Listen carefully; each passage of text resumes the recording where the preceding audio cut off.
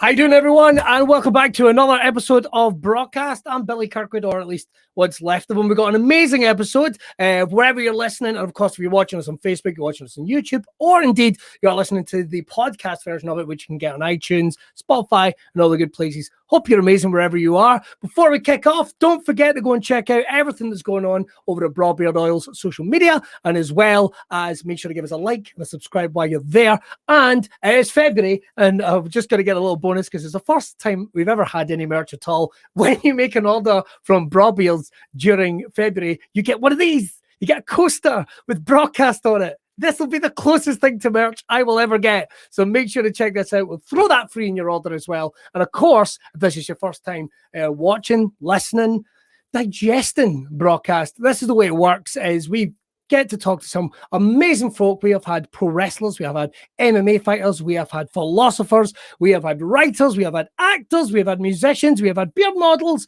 and we bring you something different each and every week, and we've got a very special treat for you tonight. So please, would you welcome, this is the first time we've done it in New Zealand, we've done it in China, Japan. This is the first time we've ever actually gone over to the United States. So when you're watching this, well, I don't know what time it is, wherever you're watching, but I believe it's 11 o'clock in the morning their time. It's 5 o'clock this time. So I would like to give the apologies because my wife is literally trying to feed the kids on the other side of this wall. And so far, I've already heard her scream, "One of the kids has shit up their back." So it's might go either way.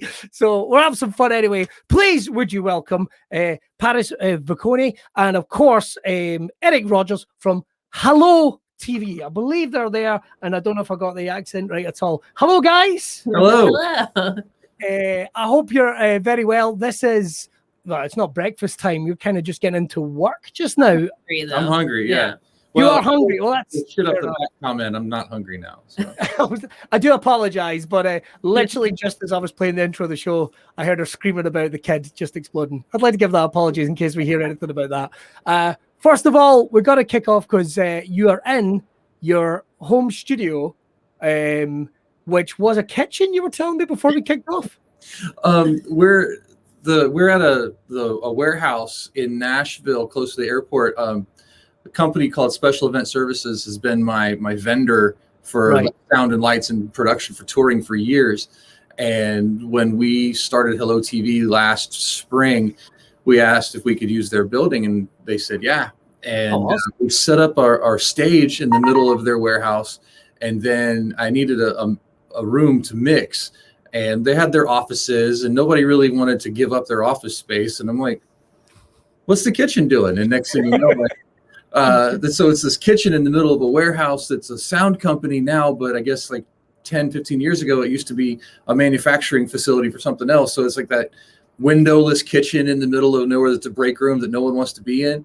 Right, okay. Now it's cool. You guys are just occupying the space. I love it. I love it. Now, anything happen anywhere. Oh, okay. Well, there's so much we've got to digest and get through. First of all, it's HelloooTV. I noticed these extra O's on that. I am pronouncing it right as HelloooTV. Yeah. Mm-hmm. Mm-hmm. It's more creepy. Like you're doing it right, but the way that it started was hello. Oh, very nice. It's the worst. It's very Mr. Burns. It's creepy. I'm digging it. That's all I've got to say. Because we're going to keep talking about HelloooTV as part of this. It is incredible. I got to go on the website earlier on today and make sure to check out the Facebook as well. You guys are not only streaming these live concerts, but you've made them this complete immersive experience, which is, it's almost a new genre of sort of digesting concerts. How has that been, putting all this together? It's been a ride. It started off as something of us having a conversation going, we could do better, when we saw all the stuff out there. And next thing you know, we just kind of set up this policy of always being the best at what we do and never saying no. So every time something comes along, like, hey, try to do it in 3D. Okay. Yes. Like, hey, we need to have live cameras in a studio. Yes. Like, without even thinking about how we're going to do all this stuff. It was just, we set out to be the best. Well, I mean, obviously, you guys have the live gig experience from two very different places. I mean, Paris, with your work as a photographer, a videographer, so many different things going on there, capturing the experience through a lens, capturing these sort of moments of, I hate using phrases like soul, but capturing these very moments. Was it important for you to want to recapture the sort of heart and the energy of those images, but into the live experience that you guys are putting on? Yeah, basically that is exactly it. We just saw everyone doing their live streams from their living rooms, and sort of when people do step it up, they're using robotic cameras. So our whole thing is just very organic. Like there's a person on every camera. There's, you know, the 3D mix that he does, and he's used to live shows. So the live is kind of translate to the broadcast, and it's sort of like a mashup of real life and video as much as we can. And it's just more artistic, I feel, you know? No, definitely. And it really just enriches the experience. Because like you say, I'm not naming anyone, I'm not dropping anything, but we have all seen plenty of gigs and streaming that has maybe not been up to par, but you guys are almost want to take it not so much from the live performance that a lot of people are doing, but it's almost into a sort of live glimpse, like almost a documentary style fashion, in terms of making it a whole experience for people. I love that. Well, the way we looked at it was, when this whole thing started, the live streaming or the live videos was a stopgap measure. It was a bunch of artists just figuring out, oh shit, how do I connect with the fans? And the fans just wanting to see a live show, but there wasn't it felt like there wasn't a lot of thought put into how to make the same experience, the same emotional experience from a fan's perspective that you have in front of your laptop as you would, say, at a big rock tour.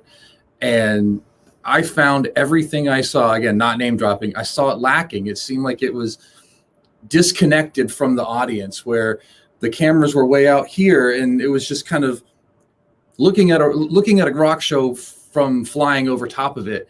So we set out to make something that looked and felt and sounded, and the experience of you being that kid in the front row again. It's it's very hard to get that front row seat for any gig. So you guys you're delivering it to them. You know, we don't have to worry about bribing a bouncer or security. You guys are giving them it right up the front, and it is a completely different way to experience gigs. I mean, obviously, going back again, Paris, with the photos you're taking, they take the musician, or the punter, as we would say here. I don't know if punter's an expression that the fan. Would you guys use punter? Is that you would use punter, right? It's very negative. I wouldn't call punter. Well, yeah, we kind of use it in a negative way as Scots, but a positive way at the same time. So I can totally see where that. I'll change that. I'll change that. The audience member, the paying ticket holder, maybe that'd be a better way. But obviously, those guys, through your photography, get to experience the gigs, and it's moments that we miss when we're seeing the live shows. Right. That we certainly miss, that you want to capture. Going on to the photography side of it, where did everything start for you? Because I'm always interested with people's journeys in terms of even thinking, well, this is something I'm passionate about before even moving into it as a job. Where did everything start for you, Paris? I started very young. I was like into music. I really liked the band Hanson. I don't know if you know Hanson. Yeah. I am a massive Hanson fan. I actually do a breakfast radio show, and if I can get Mbop or any of that album out, I am a happy man. The complaints we get are almost worth it. So you started off big fan of Hanson. How did it go from there? Hanson when I was 11, and I saw them on a TV show, and they were doing a photo shoot, and they were having a great time. The photographer was like chilling with them, you know. And I was like, all right, well, that's what I need to do. I need to become a photographer so I can hang out with Hanson. Okay. So that was the thing. I started taking my sister and my cousins and posing them as a band. And we would do photo shoots like as they were a fake band. And it just started from there. I started moving and taking pictures of my family. Right. And then I was still obviously into music. So that photo went into the music's kind of section. And then that was it. I was always photographing what was around me, and I was into music. So that's how it happened. So, reaching out into the music industry, like you say, were you taking photographs of local bands or concerts? When did you make the jump from doing the stuff from the outside to actually the live gig, the live performance? Yeah, I started photographing my boyfriend's band in high school, and then I went on tour with them. That was my first tour, and we were in a van, and it smelled, and it was nasty. And then through meeting people, just going to shows, and then, you know, stepping up my shows, they were getting bigger and bigger, and just shooting for free, you know what I mean? And then I got a call to go on tour with Blondie. So I was like, So that was my actual real tour. And then I just turned that into meeting people, making connections, just keep on doing the thing until it turned into an actual thing. And now it is. So certainly people giving you a call and going, listen, we want you to come and do this. Whereas Blondie's team getting in touch and going, we want you to come and do this with us. It's going to be really rewarding. Did you have any training before then, or was this just you feeling it out? And was it. It's like the main thing is just being cool. You know what I mean? Like, just don't be a punter, you know? Just be a real person and do your job well, and just show that you like what you do by how you do it. And it's just being around people that are passionate about their thing. It is just motivating, and it'll get you there, you know? Yeah. If you do what you love and you do it right and you aren't a creep, it goes a long way, you know? I think these are, if anyone's watching from any creative industry, that's probably like the best summation I think I've ever heard. Actually care about it, genuinely be passionate, and don't be a creep for those that are very important, if I could say, whether it's from comedy to photography or anything else in between. So we've got to say, it's going to be great. You're getting phone calls from people turning around and saying, we want you to come and do this. Your work's getting recognized, but it's always kind of weird, and you're always trying to figure out where's the next step. You're doing the gigs. What is the big gig experience for someone like Blondie, going from, like you say, the local bands? Was that a shell shock thing, or were you just passionate about what you were doing, capturing the moments and just focusing on it? I mean, it was amazing. Yeah, because of course Blondie's iconic, you know? So I go from like punk rock bands to like the punk rock band, and it's just like, okay. And then also I was 25. So everyone was like 60. So I'm like hanging out with like people my grandparents' age, but they're way cooler than me. And it was for sure a shock, but it was cool. It was like, if there's any way to learn how to be cool, it's being thrown on the road with Blondie, you know? Oh, wow. You would think that. But then again, Blondie have remained relevant and have reinvented themselves so many times. It's incredible. Still going, and just so good, and that's the thing. It's like you see the genuine like art that they create, and then you kind of have to rise to that level, and if you don't, you'll fail. And then, but I think I kind of held my own on there. But it was awesome. Because I mean, I can only speak about it from my experiences of my other job is I'm a stand-up, so I can only speak of it from my brief. Very rarely will I say if anyone is interested in taking pictures of comedians, because we are boring and we don't pull a particularly well-kept artistic face when we're talking. I love comedy shows. I love photographing them. I did a sort of backstage, basically what I do on tour, but I did it for a show for Robert Kelly. I don't know if you've heard of him, but dude, he's so good. And we were just hanging out backstage, and I was filming their shenanigans before the set, and it was more fun than bands because they're actually funny. Americans have so much more fun than UK comics. We are just sitting there with our little lists going, oh, who's got this gig, who's got that gig. Terrible. Except in Scotland where we're all drunk, but you know that already. So we're working with Blondie. We're wanting to move on to do other things. Now, I noticed, of course, you're doing videography work. I've seen you directing pieces as well of bigger pieces. Was that a natural progression for what you were doing from just taking the pictures of like a Blondie and later the other bands? Did you want to move it across to the video side? Was it a retraining, or was it something you just sort of fell into as you were pushing yourself to progress? a thing where you had to adapt to technology. So I had the newest camera, like the newest Canon camera, and it also did video. So I was like, oh, I can totally do video. So I started doing video, and I was like, oh, I don't really like this. But now that I started doing it, people are expecting it, and it does, up my value, right, as a person on tour. So I started doing video, and I got better at it, and the cameras got better. And then I was like, okay, so now I'm doing both of these things. If I had a choice, would I just be a photographer? Absolutely. Right. Do I enjoy video? Yes. Do I want to do it all the time? Absolutely not. It's just a totally different mindset. Like I like sort of sculpting stories with photography and documentary photography. And with video, it's so in your face. Like there's no sort of mystery to it. It just is what it is. So that's the difference. But yeah, I do it for sure. And I really do like what we're doing with HelloooTV. It's sort of, it's a music video. And there's a difference between documentary video and actually like we're shooting a music video sort of thing. And that's totally two different mindsets as well. So I do really enjoy video if it's planned out. But as a documentary video sort of camera operator at that point, it's exhausting. You're telling two very different types of story almost to what you're doing. Now, certainly talking about that, Erik, in terms of the work that you've done, over the last, shall we say, like decade, 15 years or what have you, there's been a real change in how concerts and live performance have looked. I mean, once upon a time, I can only speak of what we've got here in the UK, where we've just got, once upon a time, we've just got in a spotlight, even in the biggest of rooms, but now people are looking for that huge experience. How did things start off for you in your career? Well, me and my career, I'm an audio engineer, so my career literally started carrying around the gear for a friend's band.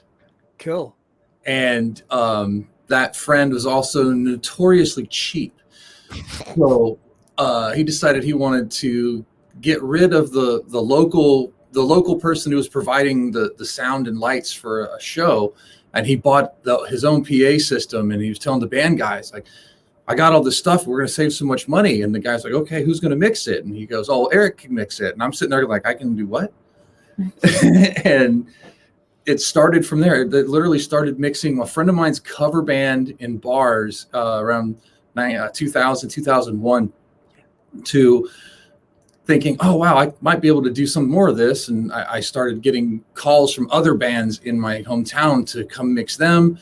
Then I went to go work for a local production company doing like what's funny is it's all the little shows that I don't want to do now, right. But it's huge. And just growing from there, like kind of like what Paris said, just saying you can do the thing and then going and doing the thing. And then the next big thing kind of falls into place to where I finally realized that this is actually something that I could do. I mean, I had studied music and studied physics. So being an audio engineer made perfect sense in how those two things, art and science, music and science, mix and blend. I started contacting every production company in the country. And finally, one of them answered my email. I made a 4-hour drive for a 5-minute job interview. And they threw me out. We have this music festival here in the States called Bonnaroo. Okay. They threw me out as the front of house audio engineer for one of the tent stages. And I was literally told, like, if I make it, I'm in. If I fuck it up, I'm out. Nice. So there was no pressure there, but evidently I made it, because after I went out with that, they sent me out as like an audio tech, like helping out all the audio engineers. And I went out with everybody from Metallica to Deep Purple to, I started off with Avenged Sevenfold and Buck Cherry, and that grew into actually mixing bands. And it's just this natural progression that when I look back on it after 20 some years, I'm tired. It's been a hell of a run.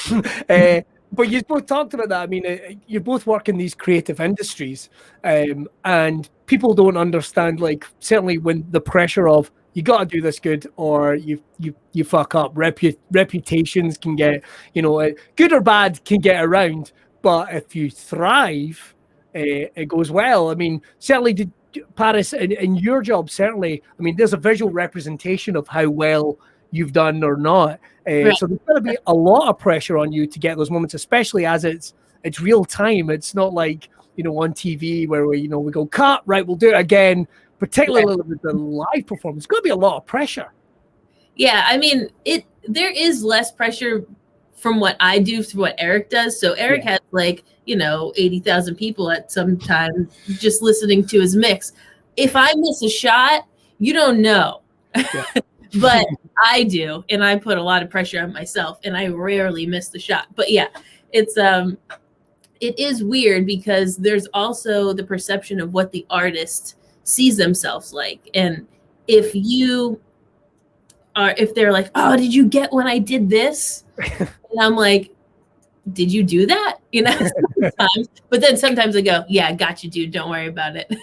And then and those are the nice moments where you're like, I know what I'm doing. I got everything covered.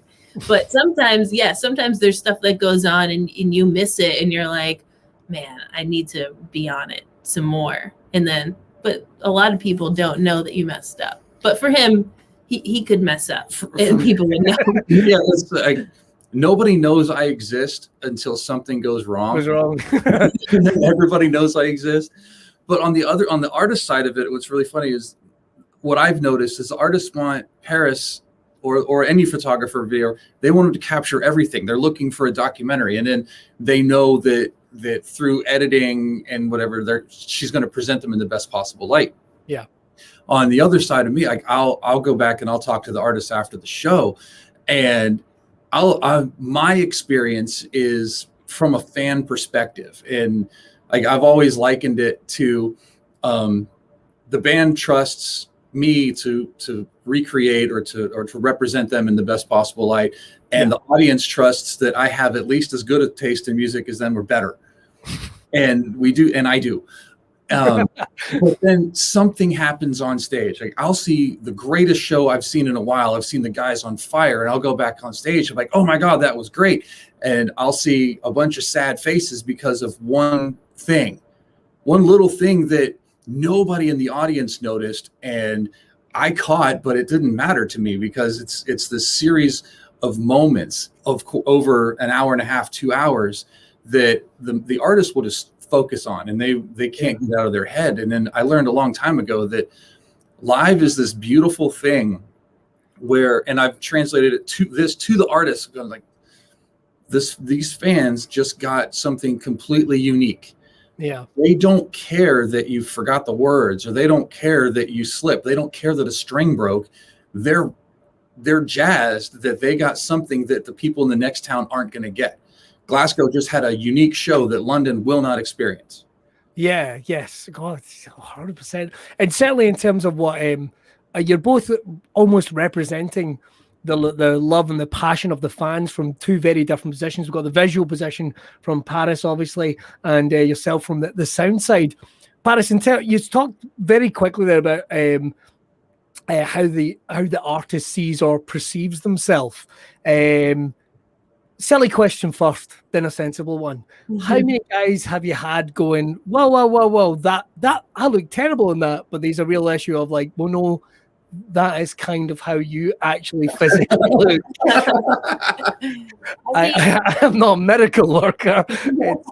Have you had any issues like that? No names, of course. Well, it was like the other day when you took a picture of me and I said, oh, I look fat. And you said, because you are.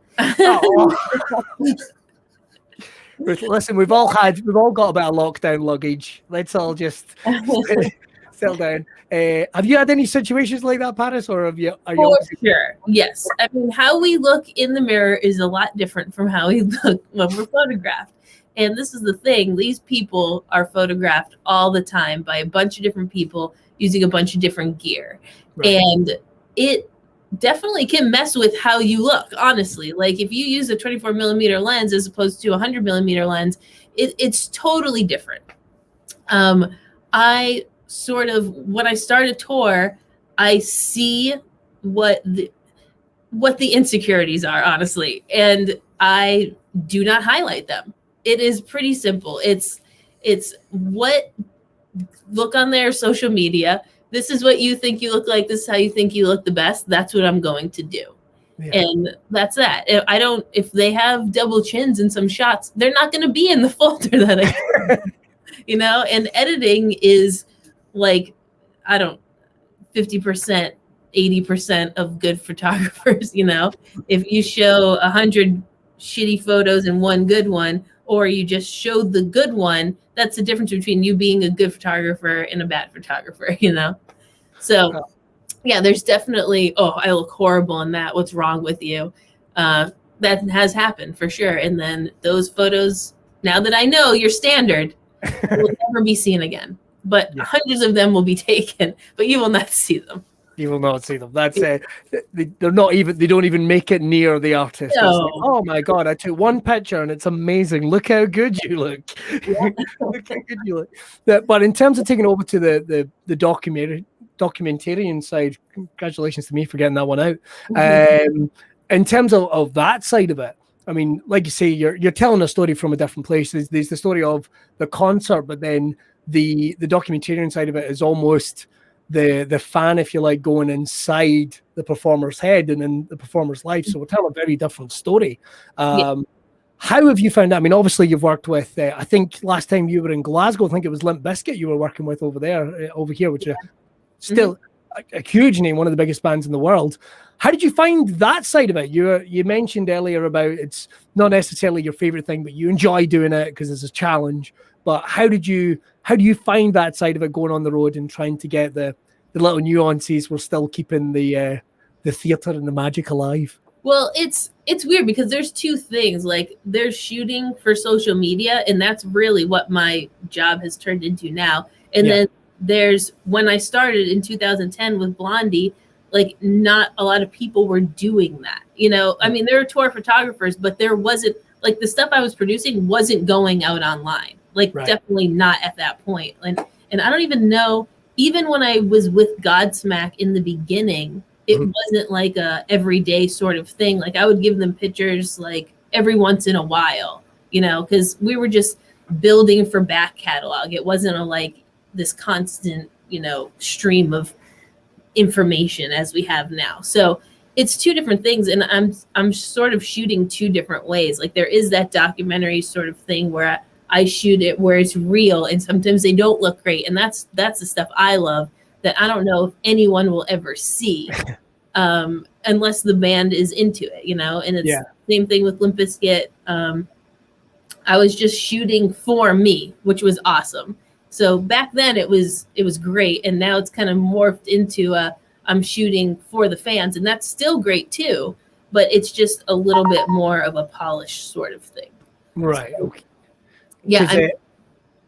Sorry, after you. Oh, no, go ahead. Oh, no, because I was going to say, obviously, the progression of social media in the last decade, is even the last couple of years, even the last 12 months, is just crazy how much now is out there and how much is being digested by the fans. So you had to make that movement to create stuff for social media. So were you just naturally learning to, once again, tell the story in a different way? Yeah, it's slightly different, and it's there. And some people want a polished version, and some people want the real kind of stuff. Like, I know Sully from Godsmack, like he was getting in an I was filming, and it was pre-production for a tour, and he was getting in an argument with our monitor engineer Skitch. And like, something wasn't right, so I stopped filming because it was awkward. I was like, okay, I don't need to film this. And he goes, you got to film this stuff. And I was like, you're yelling at him.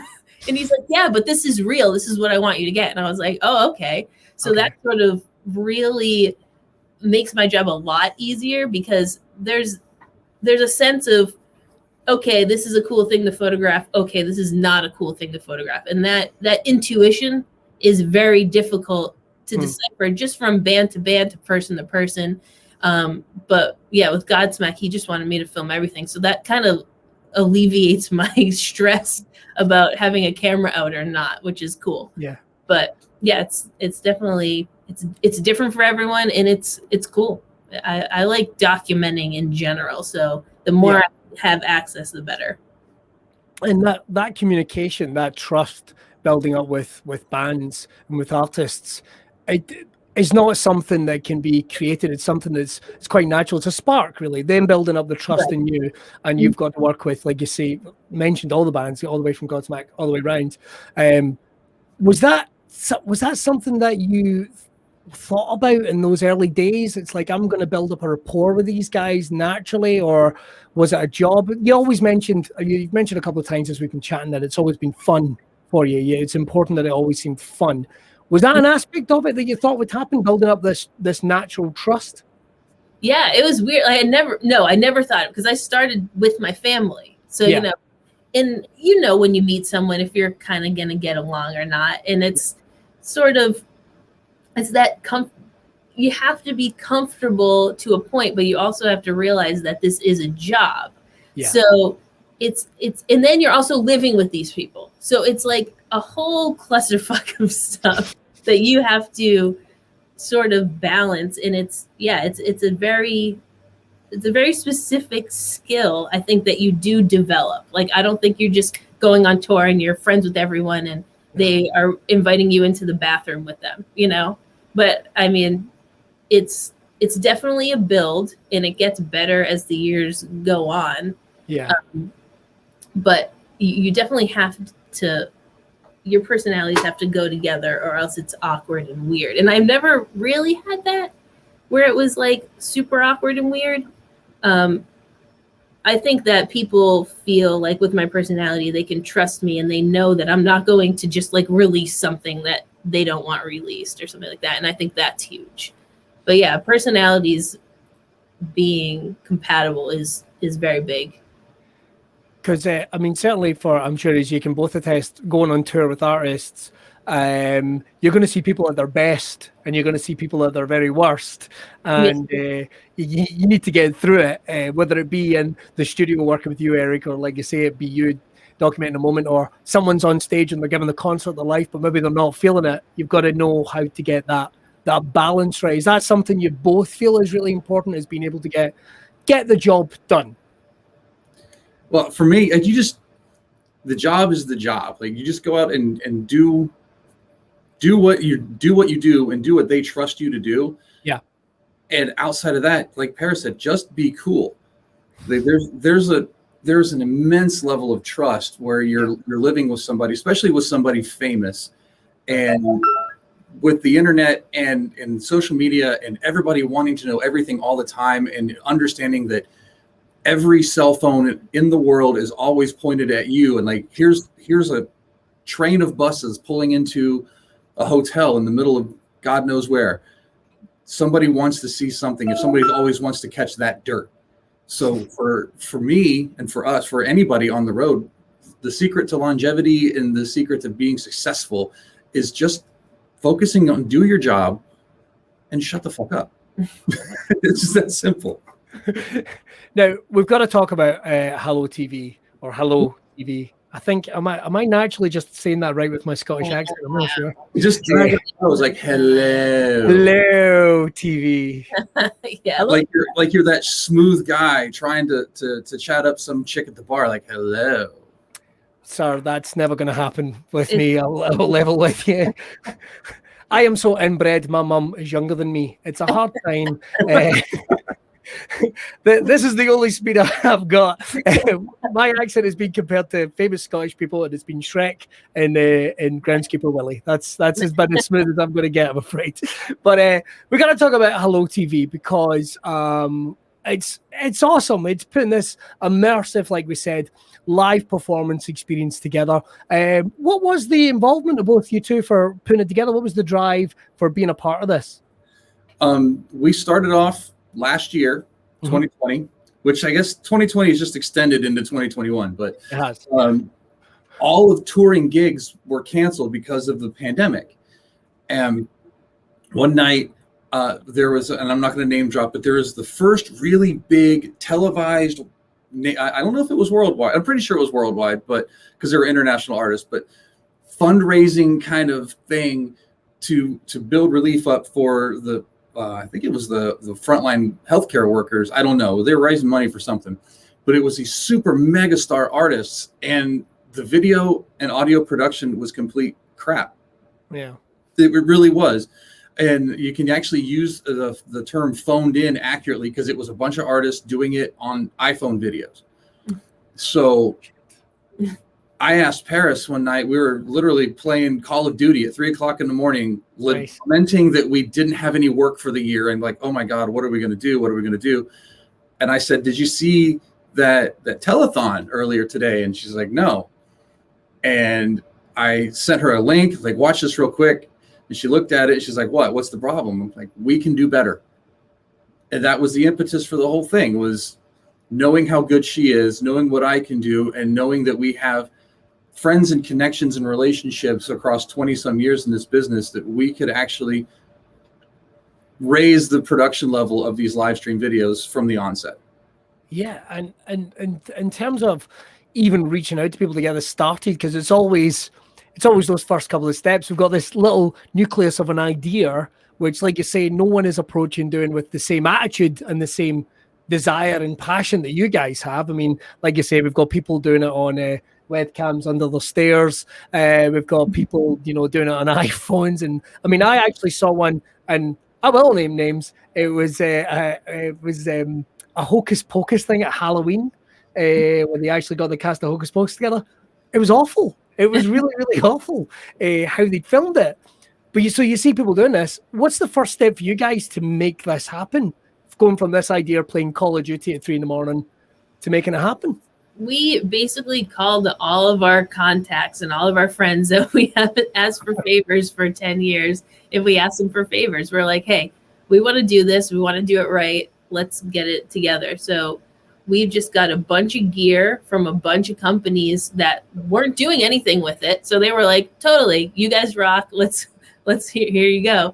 And we started just filming shows. We started filming, like, the first person Erik called was Jared Weeks from Saving Abel, and was like, hey, I know you have a solo project. Do you want to bring your band in? And he's like, yeah, of course. So we did that, and we just started making contacts. We're in Nashville, Tennessee right now. Yeah. And Erik lives in Florida, and I live in Boston. So Nashville's kind of like a hub for music. And so we're like, let's just go to Nashville. There's plenty of people there, and we'll figure it out when we get there. So that's what we did. We pooled a bunch of our resources, and we created this out of networking and people missing music and just wanting to perform and do a show, and safely, of course. Yes. And it was a big jumble of a lot of emails and phone calls, but we got it together, because there's a lot of stuff that goes into it too. Like, you see the finished product, but there's lights, there's audio, there's microphones, there's desks, there's consoles, there's computers, there's videographers, there's cameras. Dude, it's so much stuff. We've got, there's people to make sure that everybody's wearing masks and being COVID compliant. Of course, yeah. But it's scrubbing stuff down and spraying all the door handles with hand sanitizer and filling out all the waivers and zapping your head with the forehead, all that shit. Like, we had to bring people in to do that, and we basically called in. I wouldn't even call the people favors. Like, we just called friends, right? That didn't have gigs, because everybody that works at Hello is a touring professional in some capacity, whether they work in the production office or whether they're a lighting tech or whatever. And like, hey guys, we're in the middle of a pandemic. Nobody has any gigs. We're going to start making gigs. And before you could finish the sentence, they're like, yep, I want to do it. Yeah. Because that burning desire for people to do gigs and just get that creative energy out there. I mean, I can only speak from my point of view. It's white hot during this pandemic. People are dying to get out there to start performing again. And for you guys, was it an element of keeping the wheels turning? And we're not giving anyone a hard time, but certainly there's some artists and there's some performers from all the different industries that are almost waiting it out. But it's kind of like remaining relevant and keeping things going. Was an element of doing that, keeping the wheels within the industry turning? Like you say, there's people that haven't done anything in 10 months, or there's people that haven't been able to get any work because, well, everything's closed up just now. Was there an element of that? Is keeping the industry going, keeping the industry relevant? Oh yeah, I think even just mentally for our crew, just like being able to produce something and feel like you're doing something rather than playing Call of Duty 10 hours a day, which was what I was doing. I want to go on record saying that my PlayStation is not here in Nashville, and I really miss playing Call of Duty. Either way, just getting out and actually doing it, and it makes you feel good, you know. Yeah, it makes you realize, like, okay, you know, of course you don't know what you got till it's gone, whatever, but it's really good for people's mental health as well, just being able to do what you do at a normal-ish sort of, you know, I'm going to go scenario. out on a little limb here too. I think that there's a practical aspect of what we're doing that we didn't even consider when we put this thing together. Right. But we started off, like, the initial goal for us was to try to raise some money and donate to some charities, industry charities here that would help out local crew or touring crew. Yeah. And we learned that it's really difficult to raise money when everybody's trying to hoard money. Yeah. But we also noticed that there's two different types of personalities or people of how they're handling this whole thing. And there's some of them that want to just sit still and wait for the solution. And then there's others that want to make their own solution. Yeah. So we went out and made the solution, not even thinking that we were making a solution. And we brought these people along, and they're all doing it. And sometime in the future, whenever the world starts spinning properly again and people are hiring, there's at least 11 people plus all the other companies that are doing this that have practical experience or continued work in the business. There's not this gap. There's not we sat around waiting for you. There's this proactive attitude that I think that, you know, as a production manager, when I have to hire somebody, I'm like, what did you do last year? Yeah. Oh, I did X, Y, Z. And they're going to get a little bit of a nod. They're going to get a smile or at least a little more attention because they were trying to do something positive. I also think that what we're doing in creating these videos, I think it's going to move past the pandemic, because you say, you know, you want, especially being in Glasgow, especially if there's, you know, American bands, they don't all come over to you, you know, and you can now potentially see them. It's not a live show per se in your face, but it's the next best thing. So I do think this is going to last post-pandemic and just keep on being like an actual staple in the music industry. I think you're right. I think there's going to be a real even hybrid of gigs. You know, you might have, like, I don't know, you might have a room with, you know, 2,000-3,000 people on it, but you'll probably also have 2,000 or 3,000 people watching online. I mean, exactly. I insanely did a gig for the Laugh Factory in Los Angeles. Nice. Room, and it's kind of like, what the hell is going on?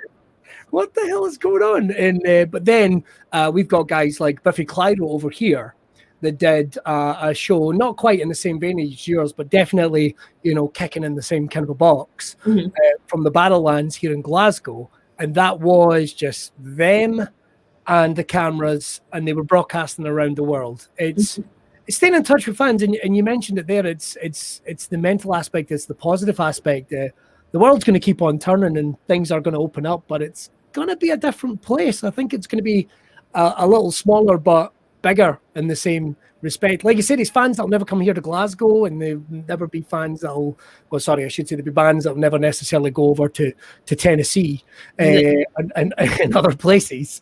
Right.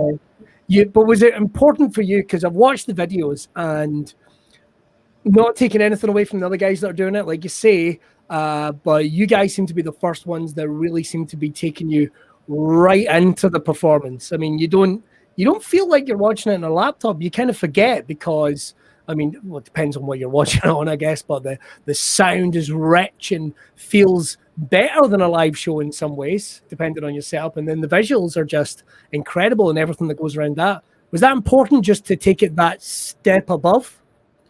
Yeah, absolutely. That was paramount. That our discussions back and forth, like, I was at home in Florida, she was in Boston, and we were on the phone literally all day, every day for a month, planning this thing out and trying to figure out how we were going to do it. And the conversation always came back around to we did not want to present it in that sterile third person point of view. Like honestly, all of the visual, especially the camera work, that credit goes 100% to Paris, because I even kind of would default back to being a front of house engineer and a production manager, where I put together what the artist wants for the tour. And I would even think big picture. I want it to look like this big arena show, look like at all the videos that I've seen or that I've done over my career, other things. And she would have to kind of rein me in and go, no, that's wrong. That looks like everyone else. And we don't want to be like everyone else. So in terms of the shows and what have you, what's the plans in the immediate future? I mean, HelloooTV seems to be going gangbusters. We're into a brand new year. What are you planning to do? We've got more artists coming to Nashville, or what's the plans for immediately what you're doing? Because it's really across the spectrum in terms of artists you've had performing so far, from loads of different subgenres. What's the plans for HelloooTV? We have to talk about this week? What? Oh yeah, sure. We have tomorrow. No, not tomorrow. What is it? Wednesday, and the day after tomorrow, we've got Bayside coming in for 2 days to do. They're going to do something really special. I love Bayside. We've actually expanded. We're expanding upward and downward. Where we have, I call it the B stage. I don't know. We got to name it something. But we can start doing more intimate shows. We have a podcast that we're going to be shooting that I can't talk about, but it's going to be a 20 episode video podcast. It's going to be along the lines of like a VH1 Storytellers kind of vibe, but shot our way. And we've also built a relationship with a very large facility where we can now accommodate, and on our stage here in Nashville, we can do the normal mid-market, mid-size show that we're doing. And we can also now do a full-size arena show. Like so just larger, same feel, but way larger and more stuff. So whatever you're trying to do, we can do. We can do one acoustic guy. We can do a huge, we can do Slipknot. And that's the plan. Just evolving and doing more and never saying no, basically. What do you got? We'll do it. Yeah. Oh, I love it. What have you got? That leads to a lot of stress sometimes, because we do have this policy of not saying no, and we say yes to everything. And then at the end of it, I'm like, oh shit, what did we just say yes to? But the scary stuff is always the cool stuff that you say yes to. We always learn how to do new things, and then we progress. Right. I've got to bother you for a couple of gig stories. Paris, you have worked with some of the, I don't want to say, some of the biggest names in the business. We'll go with that. Certainly Limp Bizkit. Anything. Any particular road stories that you think people would love to hear, or any particular one that's maybe a little odd, but it happened in the real world? Any stories like that? Well, see, this goes on the whole thing where they trust me not to tell these stories. That sounds fair. Yeah. I'm trying to think. There's just so many that it's like insane. I just think maybe being in Europe and just exploring everywhere with like your friends and also the people who pay you, and then also they're famous. So it's that sort of is surreal, and I don't know whether it's a story more than like a feeling, and it happens all the time. Sometimes during shows I'll just have that feeling of the vibe of like, holy shit, this is amazing. And it happens with Limp Bizkit a lot, just because I also grew up when Limp Bizkit was at their peak, and that's what I listened to. So it's sort of like I'm also hitting those nostalgia feels as well, but also this is my life now. So I think that's the coolest tour story, is just being my teenage self's dream. That's cool. The idea that in the Inception universe you would bump into yourself. Exactly. Like that is cool. Yeah. It's amazing to hear some of the bands you've worked with, simply because I'm a huge wrestling fan, and every one of these guys that practically you've worked with have done iconic wrestling themes or themes from WrestleMania. I'm just saying, so it's like it's pretty cool. It's pretty cool, especially Limp Bizkit. I think poor Fred got banned from a wrestling event a few years ago by giving the finger to the camera. All I've got to say is we all thought it was cool. That's all. But in terms of you, Erik, any stories that stick out? You always talk about that unique experience, nobody knowing anything's go wrong, or anything that's ever stood out at a gig, or are you just that damn good? Well, yeah, I am that damn good. But that's actually the story. Back in, I'll even name drop a band, and this is good because it's not about what the fans think. It's my experience. Okay. I started mixing Avenged Sevenfold, filling in for my friend Nigel, who was he had an issue and I had to cover him. And I had done one festival, one amphitheater show, and then we got on an airplane and went to Mexico City to open for Metallica in a baseball stadium. And we did 3 days in a row opening for Metallica in a baseball stadium. And the sound company that I worked for is also the audio provider for Metallica. So I knew the Metallica camp, and I'd worked with, and their engineer, his name is Big Mick, and he's this larger than life personality that pretty much everybody looks up to, like in the audio community, and everybody, just because he's an amazing engineer and this really kind of this level upper echelon kind of guy. And here I am kind of limping in. I'm very, very quiet. I look around. It's my first stadium show. And here I am. I got my world, my console, my tent is on the pitcher's mound of a fucking baseball stadium. And there's this giant sound system, and it's Metallica, who's easily been my favorite band since I was 15 years old. And somehow now I'm here with them, and we do our sound check, and everything's great. And the show happens, and I learned then that according to fans, especially in Mexico, but maybe anywhere in the world, that on a Metallica show, there are two bands. There's Metallica and not Metallica. And the fans could not have been more kind of like blah, blah, blah, about the show. There was a few, and if you watch the YouTube videos of it, there are a few Avenged fans in the crowd, but it was by and large, it was these people were just waiting for Metallica. And I was so glued into what I was doing, mixing my show, I didn't really notice that Big Mick had come walking in to get ready to do the Metallica show. And here's this guy that I barely knew standing in front of me, between me and the stage and the sound system. And he just kind of looks up, he looks like this, and he turns around at me and goes like that. That was like the biggest compliment of my career. It was like I knew the Avenged guys, but I got the job for a reason, so it's cool. I'm a little confident, a little cocky, but at the same time, just trying to keep my mouth shut because I'm the new guy. And all of a sudden, here comes like the one engineer that everybody looks up to, just gives me a smile and a thumbs up. I'm like, fuck yeah. Yes. Well, look, guys, this has been just an absolute blast. I'm going to ask this, certainly, because we obviously want to reach out to everyone we can. Right now, we are not knowing what's happening with this global bastard pandemic, or whatever we'll have to call it. Things are keeping turning. Things are keeping going.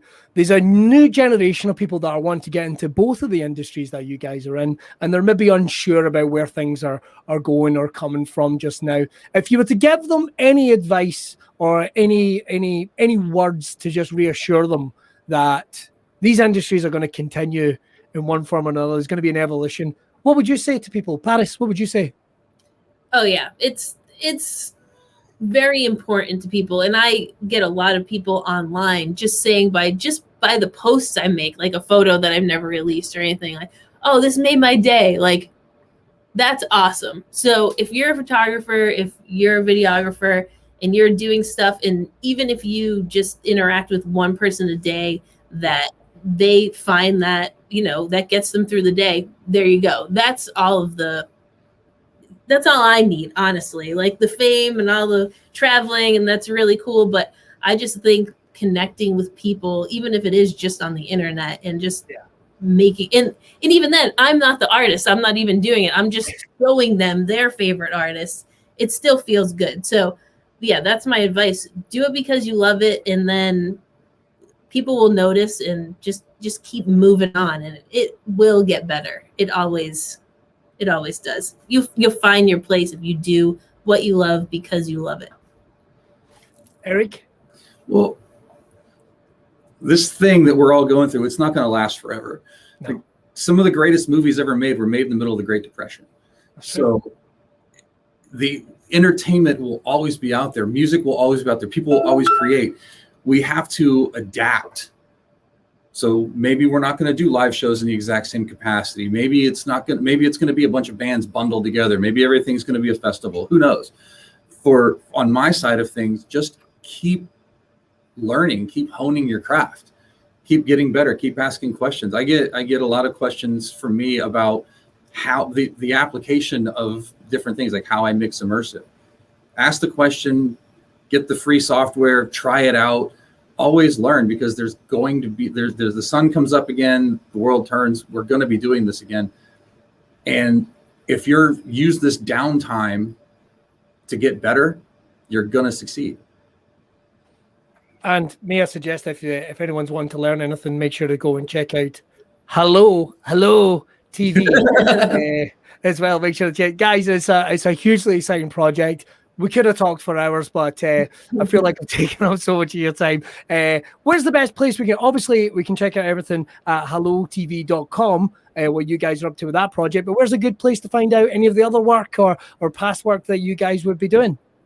Just on our social media, honestly. Like it's just my name, Paris Visone. Erik M. Rogers is yours, right? Yep. And just feel free to ask us questions, message us, like whatever. Like we're here for all of this. So that's it. Yeah, feel free. Awesome. Well, I tell you what, guys, I'm going to pop you just quickly back into the green room. I'll finish up here and we can say goodbye. Everyone, that wherever you're watching, make sure to check the guys out on social media. And of course, check out HelloooTV. I'll talk to you two in just 1 second. Thanks very much. Thanks, man. All right, that's all we've got time for. An awesome episode of Braw Cast. Hope you really enjoyed it.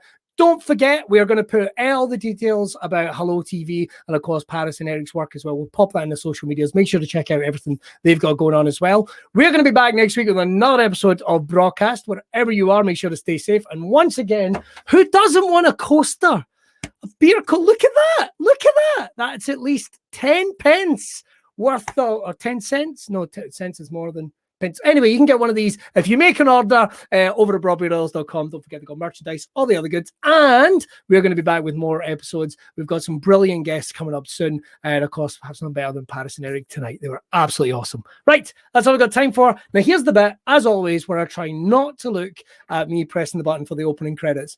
I feel bad because Paris and Erik, I know, are still watching, and they guys are producing these huge, amazing, immersive entertainment experiences. But can I look here without pushing the button? Didn't manage it. Damn.